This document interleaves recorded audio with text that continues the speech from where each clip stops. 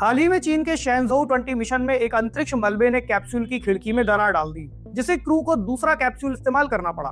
Capsule अंतरिक्ष यान का एक हिस्सा होता है जिसमें अंतरिक्ष यात्री को बैठाया जाता है। तो भारत भी अपने मानव अंतरिक्ष मिशन को लेकर बहुत जोरों से काम कर रहा है, लेकिन समस्या वही है, अंतरिक्ष कचरे से एस्ट्रोनॉट्स की सुरक्षा कैसे होगी।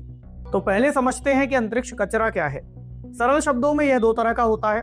पहला, प्राकृतिक माइक्रोमीटियोराइट्स, जो धूल के कणों जैसे छोटे पत्थर होते हैं और क्षुद्र ग्रहों या धूमकेतुओं से आते हैं। और दूसरे हैं मानव निर्मित ऑर्बिटल डेब्रिस, जैसे पुराने सैटेलाइट रॉकेट्स के टुकड़े या टेस्ट से निकला हुआ कचरा। ये चीजें पृथ्वी की कक्षा में 10 किलोमीटर प्रति सेकंड की रफ्तार से घूमती हैं और एक छोटा सा टुकड़ा भी स्पेसक्राफ्ट को भारी नुकसान पहुंचा सकता है। कल्पना कीजिए कि एक गोली का छोटा सा टुकड़ा इतनी तेजी से टकराए कि पूरा मिशन ही खतरे में पड़ जाए। सवाल यह है कि खतरा कितना बड़ा है। नासा के मुताबिक लो अर्थ ऑर्बिट में 1 मिलीमीटर से बड़े 12 करोड़ से ज्यादा टुकड़े हैं और 10 सेंटीमीटर से बड़े 34,000 ट्रैक किए जा सकते हैं। अगर ये बढ़ते रहे तो कैसलर सिंड्रोम हो सकता है।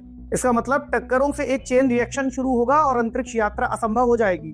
तो सवाल है कि सुरक्षा कैसे की जाए। इसका एक खास तरीका है विपल शील्ड बनाना। जहां इसकी बाहरी लेयर डेब्रिस को तोड़ देती है, वहीं अंदर की लेयर उस ऊर्जा को सोख लेती है। इसके अलावा ट्रैक किए गए बड़े टुकड़ों से बचने के लिए स्पेसक्राफ्ट की कक्षा को बदल दिया जाता है। तो भारत के गगनयान मिशन में भी इसी तकनीक का इस्तेमाल किया जा रहा है और इसरो ने DRDO की मदद से एक गैस गन के टेस्ट किए हैं, जहां 5 किलोमीटर पर सेकंड की स्पीड से प्रोजेक्टाइल्स को फायर करके इस शील्ड की जांच की जाती है। तो ये मुद्दा हमें बताता है कि अंतरिक्ष हमारा एक साझा संसाधन है और इसका संरक्षण सस्टेनेबल स्पेस एक्सप्लोरेशन के लिए बहुत जरूरी है। तो अगर आप अनअकैडमी से जुड़ करके ऐसे ही इंटरेस्टिंग फैक्ट्स को जानना चाहते हैं तो ये सही समय है। अनअकैडमी के स्पेशल ऑफर्स अभी लाइव हैं, जल्दी कीजिए, लेट्स क्रैक इट।